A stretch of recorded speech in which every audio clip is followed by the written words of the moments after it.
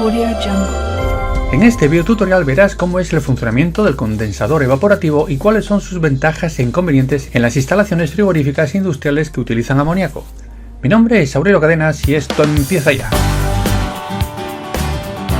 Los condensadores evaporativos se han impuesto por la necesidad de reducir el consumo de agua de condensación que precisan otro tipo de condensadores.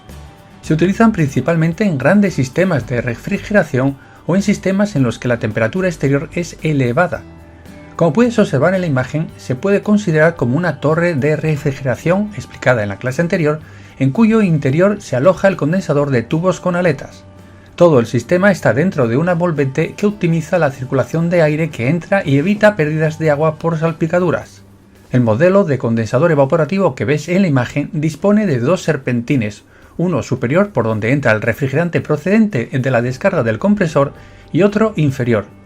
Admite dos modos de funcionamiento, uno seco en el cual, como ves en la animación, el refrigerante cede el calor que contiene al aire que es aspirado por los ventiladores helicoidales colocados en la parte superior, produciendo una corriente de aire ascendente que entra por la parte inferior y sale por la superior, produciendo la condensación del refrigerante cuando las condiciones de temperatura de ambiente son bajas.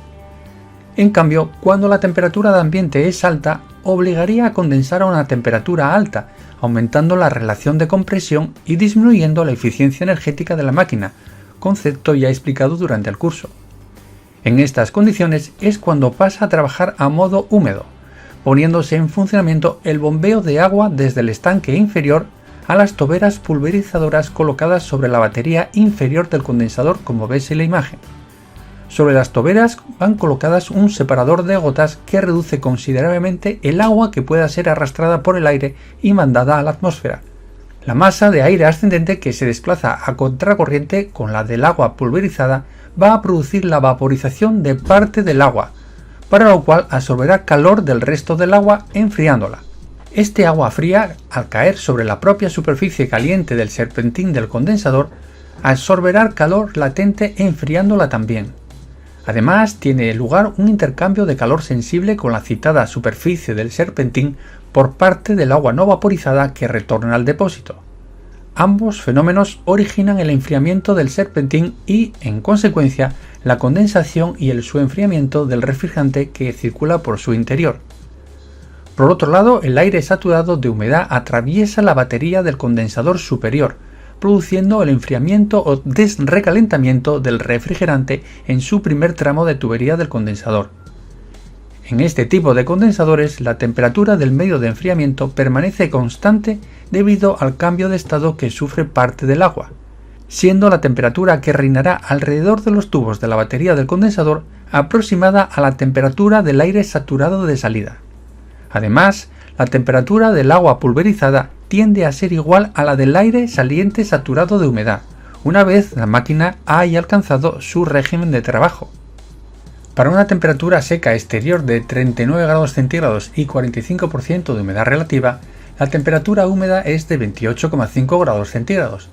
Tomando dicha temperatura como referencia, en vez de condensar a 49 grados centígrados con una condensación seca, recuerda, 39 grados de temperatura seca más 10 grados centígrados de salto térmico, se podría hacer a 38,5 grados centígrados con una condensación húmeda, 28,5 de temperatura húmeda más 10 grados de salto térmico, y el ahorro correspondiente que se conseguiría. Aproximadamente por cada 1 grado centígrado de disminución en la temperatura de condensación, se consigue una mejora de un 3% en el COP frigorífico de la instalación.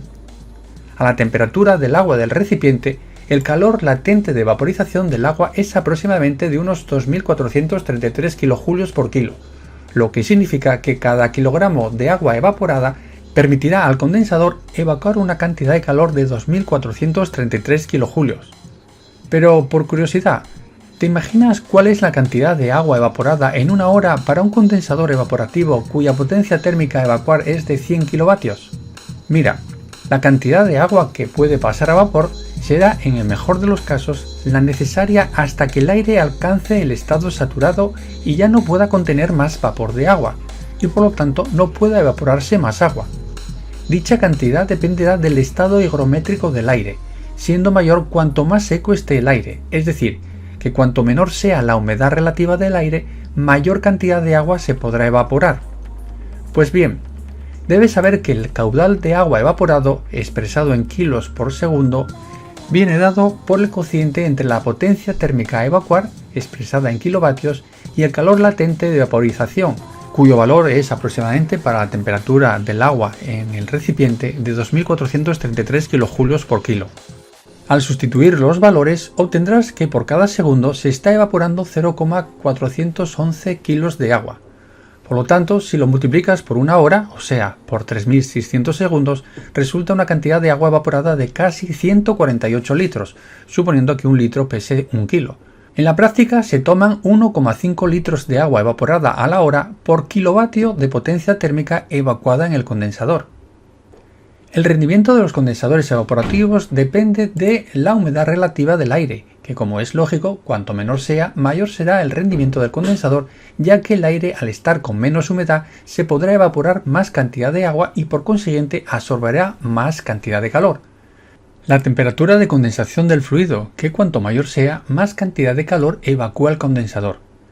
Y por último, del factor de transmisión de calor K, que cuanto mayor sea, mejor, por lo que hay que mantener la superficie exterior del serpentín libre de depósitos e incrustaciones, tratando de contrarrestar el peligroso bicarbonato cálcico que todas las aguas llevan disueltas.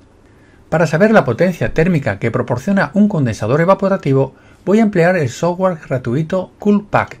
En la descripción del vídeo te dejo el link donde puedes descargarlo.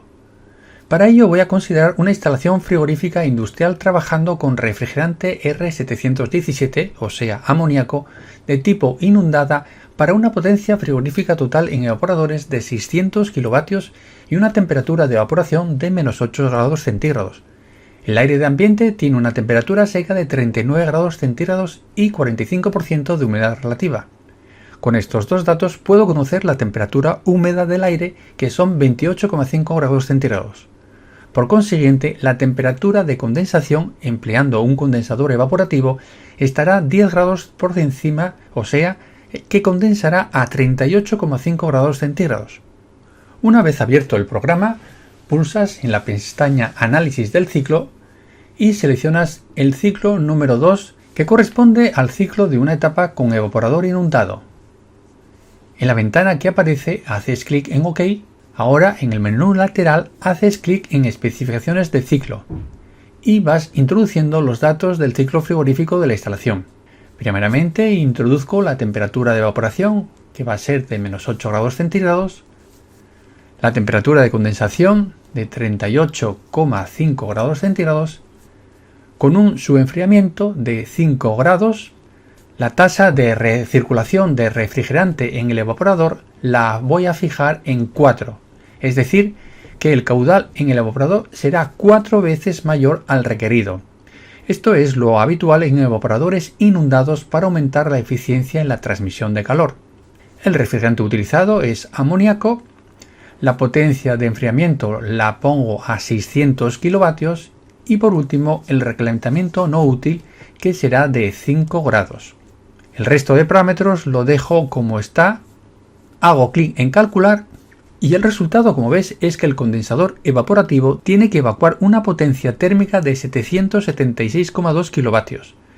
Si haces clic en Home, puedes ver el ciclo frigorífico con 8 puntos característicos. Y si quieres conocer el estado termodinámico de todos estos puntos, haciendo clic en State Points te aparecen dichos valores. Observa que el COP frigorífico de la máquina es de 3,197, lo que quiere decir aproximadamente que por cada 1 kilovatio eléctrico consumido se produce algo más de 3 kilovatios de potencia frigorífica. En el caso de haber utilizado un condensador enfriado solo por aire, al ser la temperatura seca de 39 grados centígrados, la temperatura de condensación se elevaría a 49 grados centígrados, trabajando igualmente con un salto térmico de 10 grados como antes. Luego, si modifico la temperatura de condensación y le pongo el valor de 49 grados, hago clic en aceptar y la potencia que resulta ahora que debe evacuar el condensador es de 823,5 kilovatios, es decir, 47,3 kilovatios más que con el condensador evaporativo, lo que supone un incremento del 6,1% de potencia. Esto, como ves, hace que el COP frigorífico de la máquina descienda a 2,5 y ahora, por cada kilovatio eléctrico consumido, solo se producirán 2,5 kilovatios de frío. Esto es así porque la cantidad de calor que en los condensadores evaporativos pueden evacuar es igual, por una parte, a la diferencia del calor del aire saliente menos el calor del aire entrante, como ocurre en el caso de los condensadores enfriados solo por aire, y por otra parte, y aquí está la gran diferencia, al calor absorbido por el agua para su evaporación. También debes saber que la pérdida en agua por evaporación es compensada por un aporte exterior, cuyo caudal es superior al caudal evaporado, por los motivos que te voy a explicar a continuación. Como sabrás, el agua del grifo contiene en solución sales minerales como cloruro de sodio, cloruro de potasio, etc. También tiene sulfatos, carbonatos o sales procedentes de ácidos carbónicos, de los cuales algunos, como el carbonato de calcio y de magnesio, no son solubles. Las partículas no solubles en el agua son responsables de las incrustaciones de las cañerías, y es la cantidad en carbonato alcalino terroso no soluble la que determina la dureza del agua.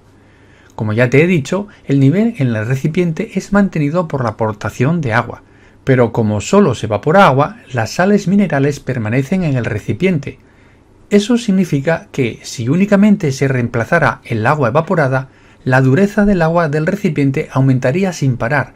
A la larga, el circuito hidráulico del condensador sería taponado por el fango y nada funcionará. Para evitar las disfunciones y para asegurar la longevidad de los condensadores evaporativos, los fabricantes fijan límites de concentración para el agua que reside en el recipiente. Esto se consigue gracias a un conductímetro que determina la dureza del agua, o sea, la cantidad de carbonato alcalino terroso que contiene el agua del tanque, y según sea, da la orden a la servoválvula para que expulse más o menos cantidad de agua. Por otra parte, el sistema de control del nivel de agua del tanque se encargará de reponer la cantidad de agua necesaria para mantener el nivel. De esta forma se consigue reducir la concentración de depósitos y sales minerales. Aunque siempre es posible instalar un condensador evaporativo, para que éste ofrezca buenas posibilidades de ahorro energético, es recomendable que la humedad relativa del ambiente exterior sea baja. Como has visto anteriormente, la ventaja del condensador evaporativo es que aprovecha como temperatura de referencia la temperatura húmeda del ambiente, al contrario que en los aerocondensadores, donde estos condensan sobre la temperatura seca. Voy a ponerte un ejemplo con números para que lo veas claramente. En una ciudad con una temperatura seca de 39 grados centígrados y humedad relativa del 45%, la temperatura húmeda es de 28,5 grados centígrados.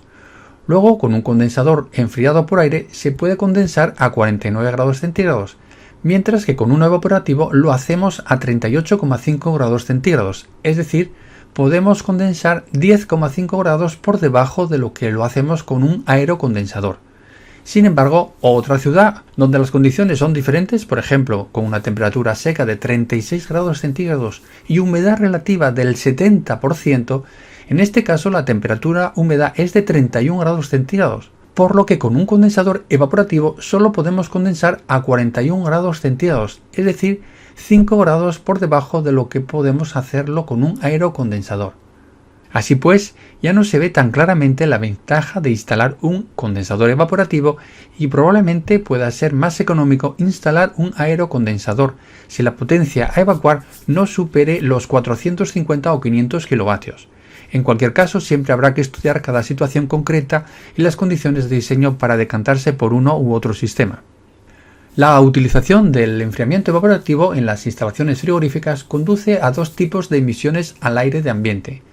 Por un lado está el penacho de vapor de agua, visible en ocasiones, formado por la condensación del vapor de agua que sale del equipo y se manifiesta en ambientes frescos y húmedos. Es la condensación del agua evaporada en el proceso refrigerante y, como tal vapor, es agua pura, sin sales ni elementos bacteriológicos. Y por otro lado, un arrastre de finas partículas de agua o aerosoles provocado por la circulación del aire en el condensador evaporativo o la torre de enfriamiento.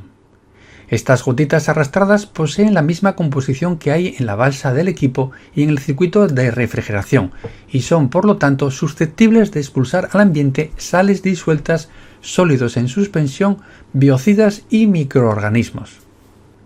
El enfriamiento evaporativo lleva asociado el riesgo de transmitir la bacteria Legionella a las personas a través de la inhalación del aire con gotas de aerosoles que contengan la citada bacteria. La Legionella es una bacteria ambiental que es capaz de sobrevivir en un amplio intervalo de condiciones físico-químicas. La multiplicación de esta bacteria se produce a temperaturas comprendidas entre 20 y 45 grados centígrados y se destruye por encima de 70 grados. Su temperatura óptima de crecimiento está entre 35 y 37 grados centígrados. Su nicho ecológico natural son las aguas superficiales como lagos, ríos, estanques, formando parte de su flora bacteriana. La legionellosis es una enfermedad bacteriana de origen ambiental que suele presentarse de dos formas clínicas diferenciadas. La infección pulmonar o enfermedad del legionario, caracterizada por una neumonía con fiebre alta, y la otra forma, conocida como fiebre de Pontiac, que se manifiesta como un síndrome febril agudo y de pronóstico leve. Así pues, los principales riesgos que se deben controlar son, por una parte, la temperatura del agua. Como ya has visto, la temperatura del agua es un factor clave en el control del crecimiento de las bacterias en el sistema de ventilación. El sistema debe estar diseñado para mantener la temperatura del agua por debajo de los 20 grados centígrados, incluyendo asimismo mecanismos de seguridad que deben entrar en funcionamiento en el caso de que se detectan temperaturas superiores a 25 grados centígrados. Por otro lado, los aerosoles en el aire. Si el sistema de refrigeración atomiza agua que contiene la bacteria, existe riesgo de inhalación de la Legionella. Por lo tanto, se debe garantizar que no se generen aerosoles o se reduzcan al máximo durante el proceso de enfriamiento evaporativo. La solución más común para ello es utilizando un panel rígido húmedo de absorción. La norma UNE, en su apartado destinado a las torres de refrigeración y condensadores evaporativos, hay una tabla de frecuencia de las actuaciones que se deben realizar en los condensadores evaporativos y las torres de refrigeración.